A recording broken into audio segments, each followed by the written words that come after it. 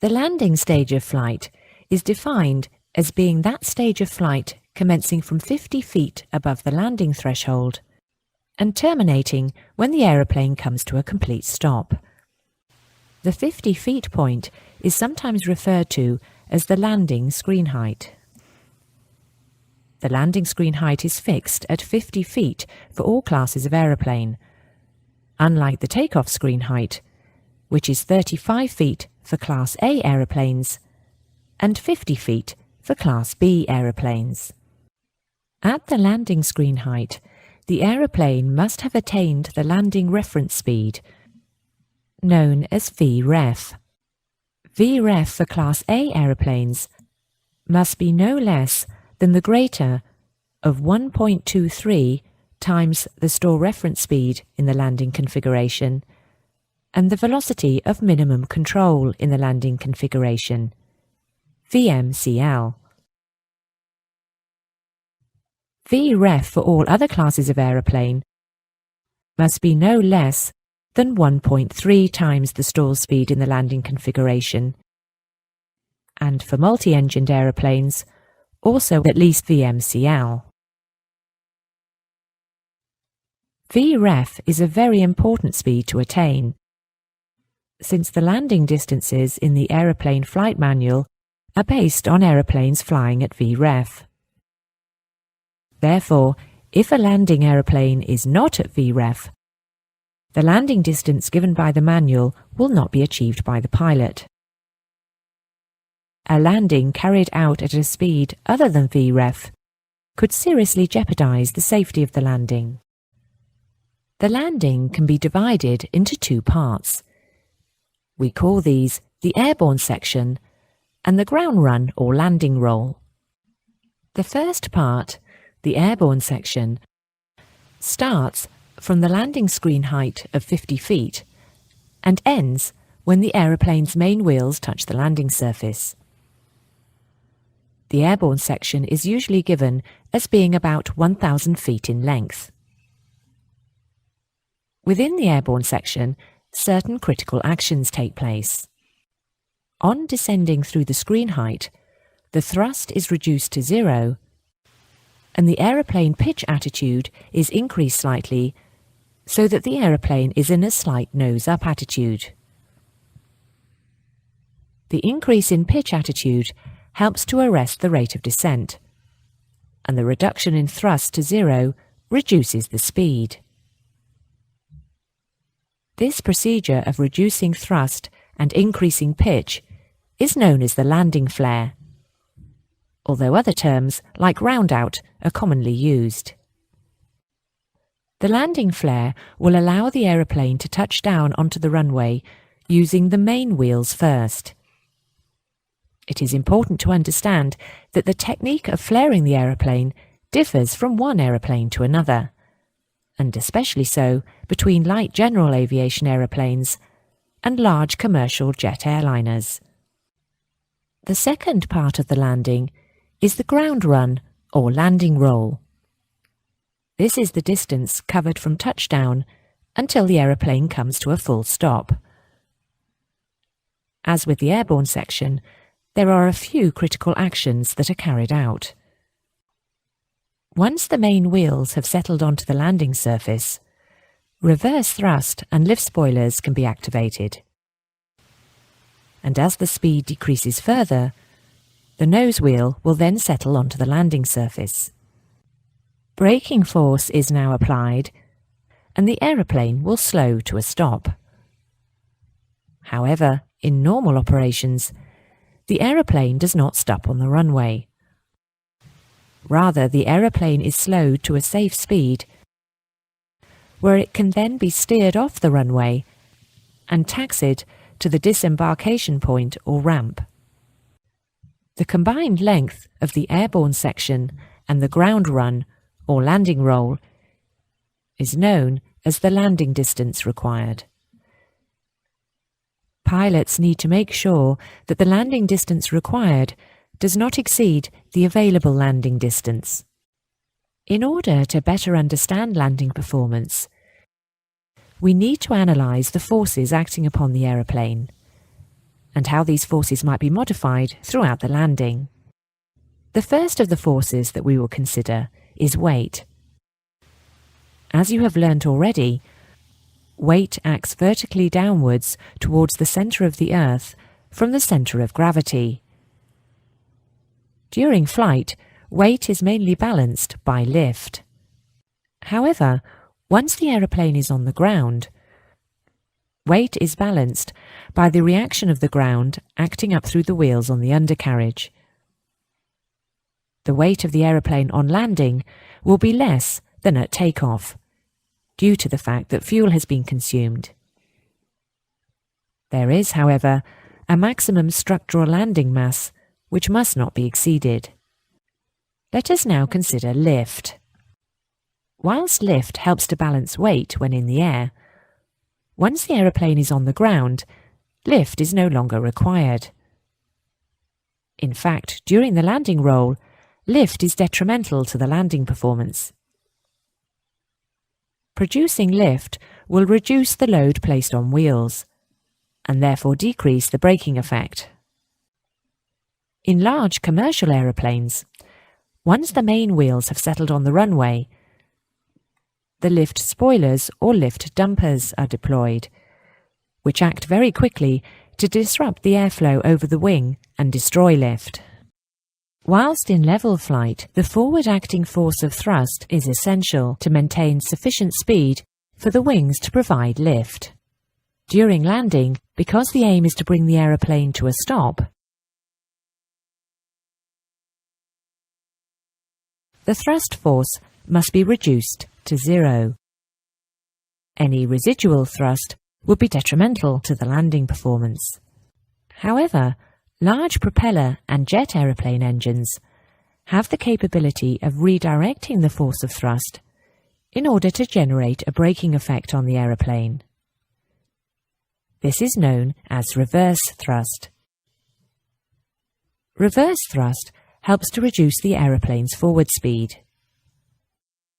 Reverse thrust capability is especially important in conditions where braking force is reduced due to ice or water contamination on the runway. Jet engines produce reverse thrust by using one of several methods, but all jet engines follow the same basic principle, which is to redirect the jet efflux in a forwards direction. This animation shows an example of a jet engine in reverse thrust mode. Many modern aeroplanes have a safety device whereby reverse thrust is not activated until a certain value of the aeroplane's weight is pressing down on the main wheels and until the wheels have reached a certain speed of rotation. Once the aeroplane's reverse thrust system has detected this, reverse thrust is activated, and the engine will reconfigure itself so that the exhaust gas flow can be redirected forwards. However, pilots need to recognize that the process of getting the engines reconfigured to generate full reverse thrust takes time, and so the aeroplane will have travelled a small distance from the touchdown point before reverse thrust takes effect. This fact reduces the effective time period during which reverse thrust can be used. Therefore, the effectiveness of reverse thrust on landing is reduced. It is important to note too that jet engine reverse thrust cannot be maintained right up to the point when the aeroplane comes to a full stop. Reverse thrust must be deactivated before the forward speed reduces to a minimum value. As the aeroplane slows down, the redirected airflow may start to be re-ingested into the compressor, as shown on screen.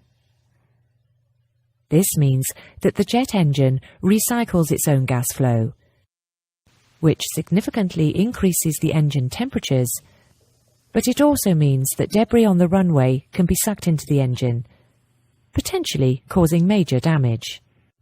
As a result of this danger to the engines at low forward speeds, reverse thrust must be deactivated below about 50 knots. The combined effect of late reverse thrust activation and early reverse thrust deactivation means that the time period for which reverse thrust can be used may be quite short.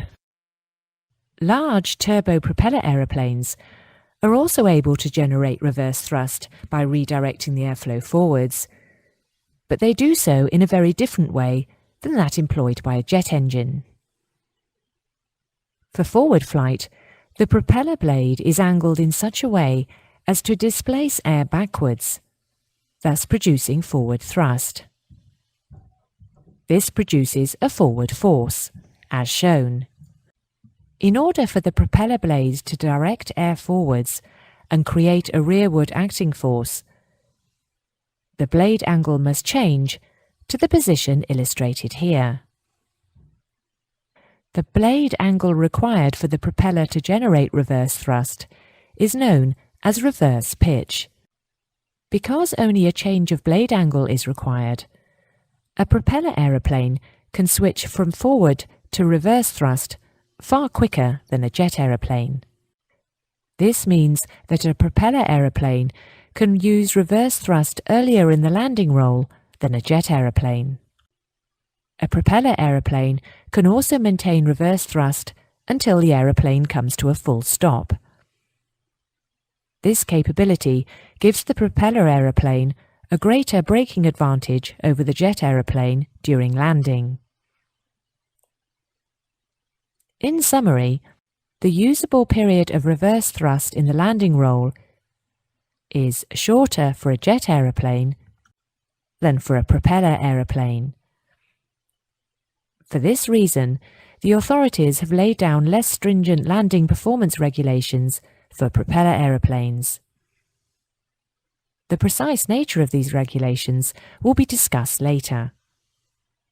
However, it is important to note here that when calculating the landing distance to comply with the landing regulations, the use of reverse thrust is not considered, except when the runway is wet.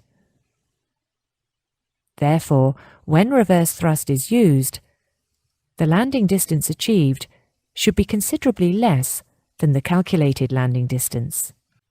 Let us now consider the action of the drag force during landing. You may recall that there are several forms of drag. The main types of drag are parasite drag and induced drag. However, whilst the aeroplane is on the ground, during takeoff and landing, wheel drag must be considered alongside the aerodynamic drag just mentioned.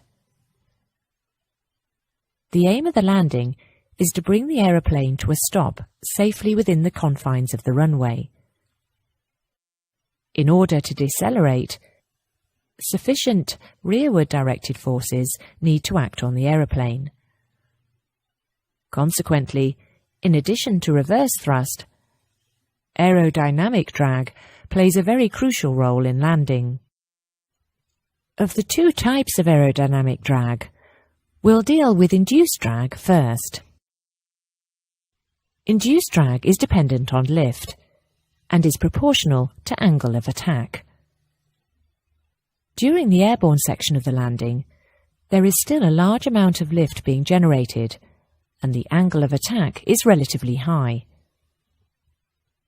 This means that induced drag is far higher than in cruising flight. However, when the aeroplane nose wheel touches the runway, the angle of attack is almost nil.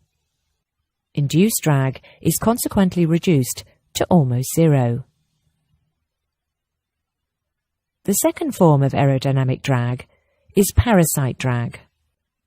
Parasite drag is a function of the aeroplane's forward-facing cross-sectional area, more accurately known as form drag, and of the aeroplane's forward speed.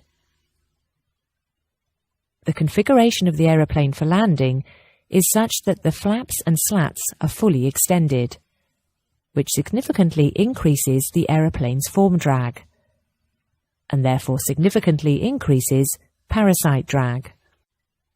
Once the aeroplane touches down and the spoilers and speed brakes are deployed, parasite drag increases even further. However, as the speed rapidly decays after touchdown, so will the parasite drag, eventually decreasing to zero once the aeroplane reaches a full stop. In summary then, the aerodynamic drag, comprising induced drag and parasite drag, will be very high during the early part of the landing, but very soon after touchdown will decay rapidly. Having discussed aerodynamic drag, let us now consider wheel drag and brake drag. Wheel drag is the friction force between the wheel and the runway and with the wheel bearings, whereas brake drag is the friction force between the brake discs and the brake pads. Wheel drag will come into play as soon as the aeroplane touches down on the runway. However, as friction is a function of the force pushing two surfaces together, because there is still a lot of lift being generated, wheel load is small during the initial part of the landing run, and therefore wheel drag is also small. As speed reduces, and as lift is destroyed by the spoilers, the wheel load increases, which in turn increases the wheel drag. Therefore, wheel drag increases throughout the landing roll and will reach a maximum value just before the aeroplane comes to rest. This image shows that brake drag is by far the most important and the most effective of the various drag forces during the landing, since it provides the greatest retarding force. However, brake drag is only effective if there is also sufficient wheel drag or wheel friction between the tyres and the runway. If wheel drag is low, brake drag will also be low.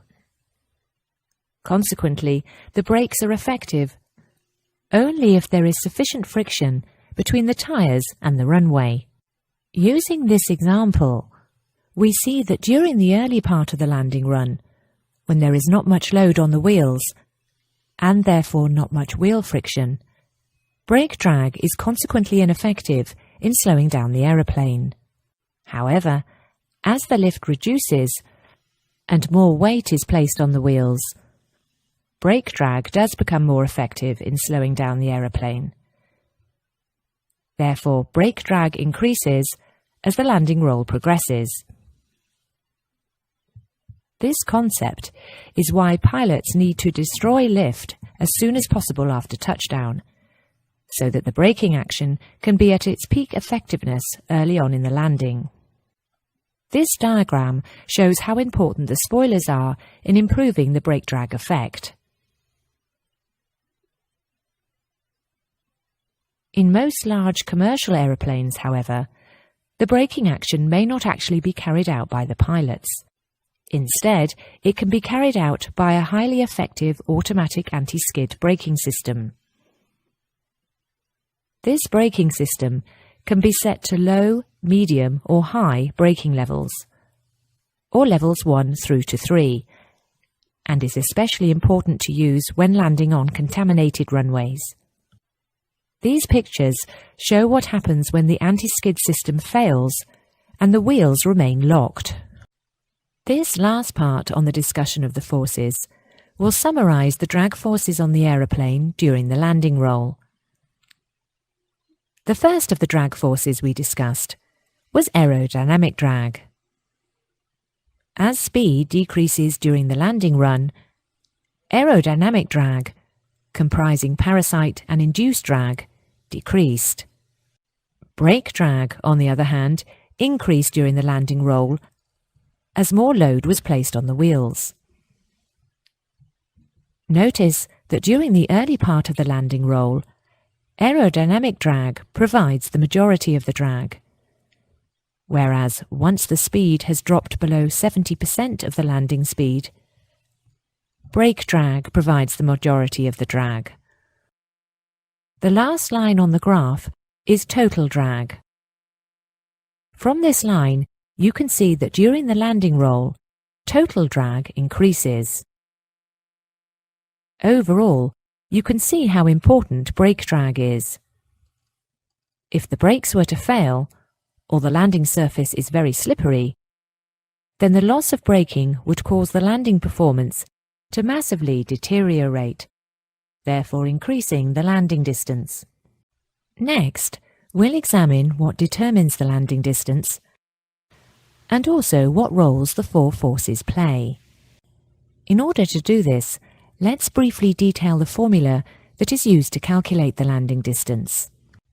The letter S is the displacement or distance required to stop from a specified speed, which is v, with a given deceleration d.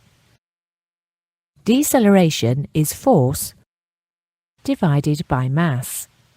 The force is aerodynamic drag plus the braking coefficient, which is a function of wheel load, minus thrust. Or, in the case of reverse thrust, plus thrust. Expanding the formula in this manner allows you to see how a change in one of the variables has a knock-on effect on the landing distance. We'll now analyse in detail all the factors that can affect the takeoff, with our principal concern being how these factors affect the landing distance. The first of the factors that affect the landing is the effect of mass. Increasing mass has three significant effects on the landing, all of which can be observed in the formula for the landing distance.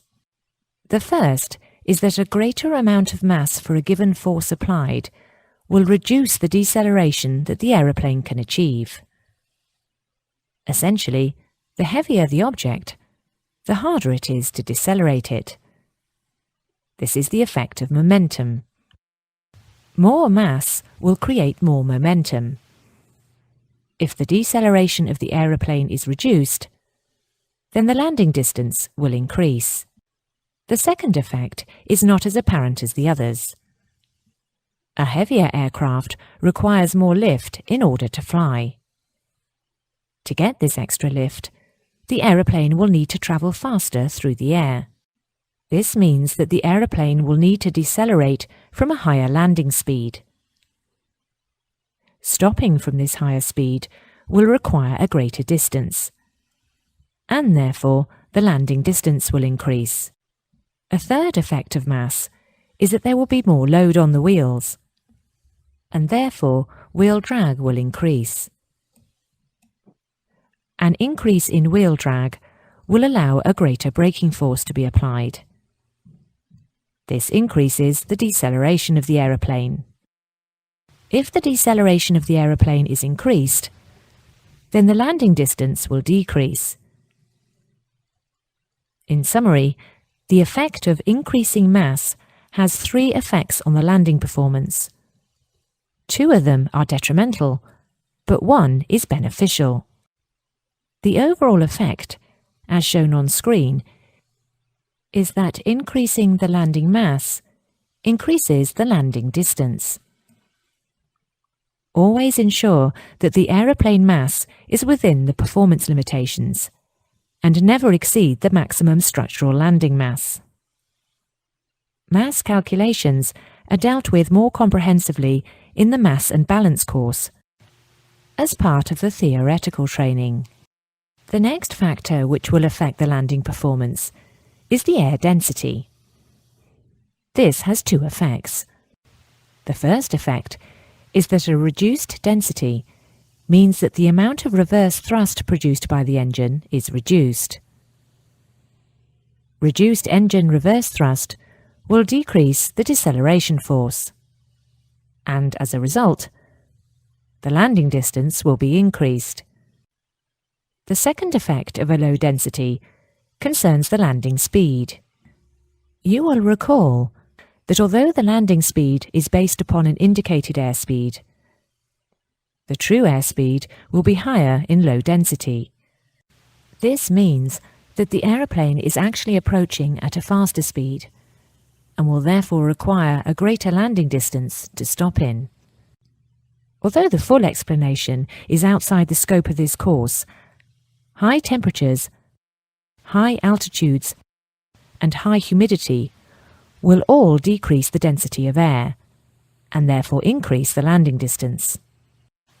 A useful statement to memorize is that high, hot, or humid conditions all decrease air density and aeroplane performance. The next factor that will affect the landing performance is the wind. Shown here is a landing with no wind in order to create a comparison example. You will recall that headwinds decrease the true ground speed of the aeroplane for any given indicated airspeed. Thus, during a headwind, the forward speed over the landing surface is much less, and, as a result, the distance required to bring the aeroplane to rest is decreased. A tailwind will have the opposite effect, and it will increase the ground speed for a given indicated airspeed. Thus, during a tailwind, the forward speed over the landing surface is much greater, and as a result, the distance required to bring the aeroplane to rest is increased. When examining the effects that winds have on landing performance, it is recommended that you do not use the actual wind that is given, just in case the wind changes to a worse condition than the one you have planned for. When calculating actual landing distances, it is recommended that you assume only 50% of the headwind component and 150% of the tailwind component. Most performance graphs that calculate the landing distance have the 50% headwind and 150% tailwind recommendation already applied. The example shown here demonstrates this. An important note is that there is no allowance for crosswinds, and therefore no safety factor for crosswinds. Crosswinds present an additional complication because of the effect of potentially cross controls, which would have to be applied because the wind will tend to push the aeroplane off the centre line. These issues mean that aeroplanes are given maximum crosswind limits. The next factor that can affect the landing performance is the slope of the runway. Slope has an impact on the landing distance because of its effect on how the component of weight acts along the longitudinal axis of the aeroplane. When the aircraft is on an upslope, the weight still acts towards the centre of the Earth, but there is a component of weight, shown here, which acts in the direction of drag. That is, backwards along the longitudinal axis. This will increase the deceleration of the aeroplane, and therefore decrease the landing distance. Conversely, when the aeroplane is on a downslope, the weight component now acts in the direction of thrust. This adds to the forward force. Therefore, it will decrease the deceleration and increase the landing distance. A rough calculation to help quickly quantify the effect of slope is to assume that for every 1% slope, the landing distance is affected by 5%, or a factor of 1.05. The slope at some airfields means that the landing may only be possible in one direction. These are called unidirectional runways. Treat these runways with extra caution, and always check that the current wind velocity will still allow a safe landing, since you may be forced to land with a tailwind. Although it will be made clear later, the landing regulations state that upslopes are not to be considered when calculating the landing distance, since upslopes will help to reduce the landing distance. Most landing performance graphs assume a paved hard surface. If the condition of the runway is not like this, then the effect on the landing distance needs to be understood and corrections applied. A lot of small airfields have grass runways. The grass will increase the drag on the wheels. However, grass severely reduces the wheel friction to the runway compared to a paved runway, and therefore the wheel cannot be retarded efficiently by the brakes. Otherwise the wheel will lock, and the wheel friction with the runway will reduce even further. The overall effect is that grass runways will increase the landing distance. In light general aviation aeroplanes, this increase in landing distance is about 15%, compared to a landing on a paved surface. However, most landings that you will carry out throughout your professional career will undoubtedly be on hard paved runways. If the runway is covered, partially or fully, by contaminants such as standing water, snow, slush or ice, then pay special attention to the effect that they will have on the landing distance. These substances will have two main effects. The first effect is that they will create impingement drag. But more importantly, the second effect is that these substances will substantially reduce the friction between the wheel and the runway. Therefore, the wheel cannot be retarded efficiently by the brakes. The graph clearly shows that as a result of the reduced friction, and therefore the subsequent reduced braking action, any contamination of the runway due to water, snow, slush or ice will significantly increase the landing distance. This table shows the deceleration of an aeroplane during the landing based on different surfaces. You can see the large reduction in deceleration on icy runways. Typically, on a dry runway, the braking coefficient of friction is between 0.8 to 1. But on wet, slippery or icy runways, the braking coefficient of friction can fall to less than 0.2.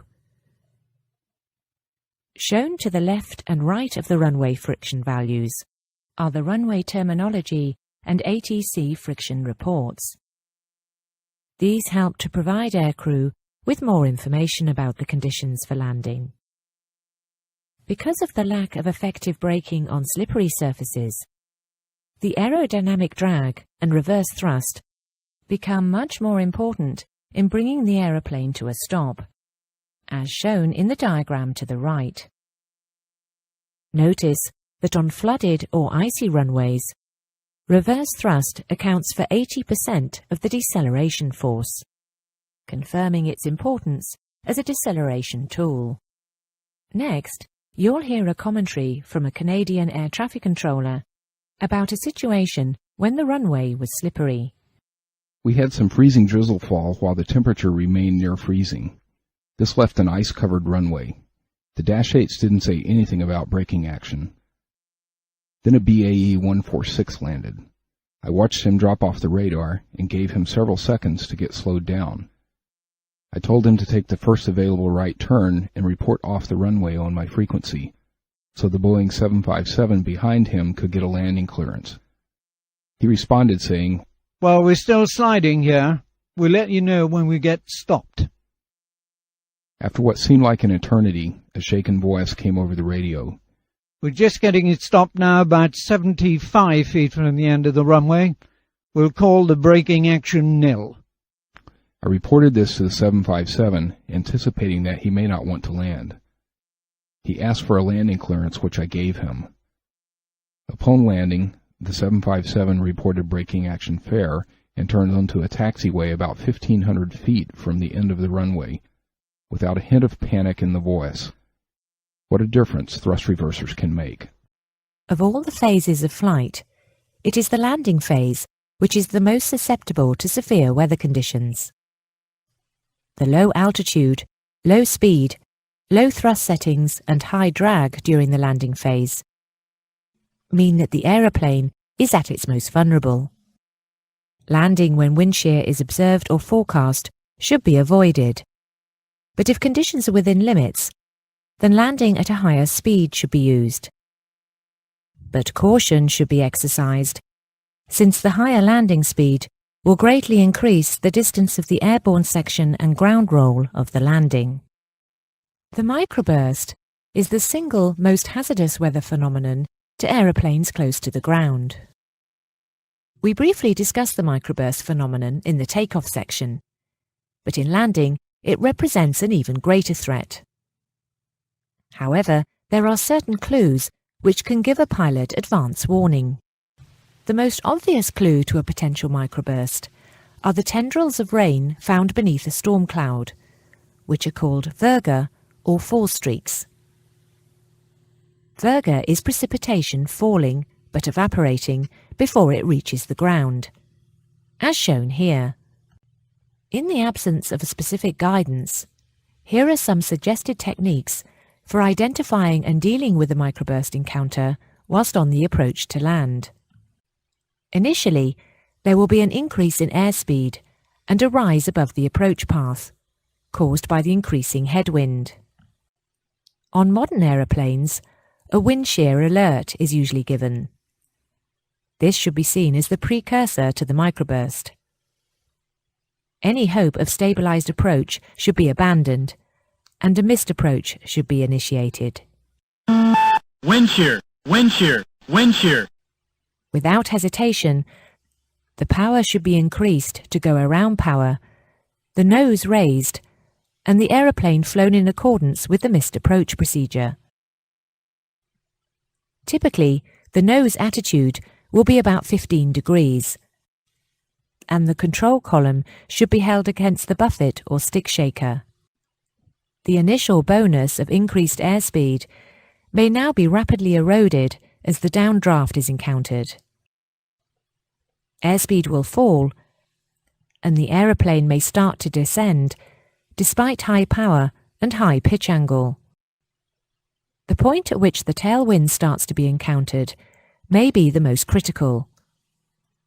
The rate of descent may lessen, but the airspeed may continue to fall, and any height loss may now break into obstacle clearance margins.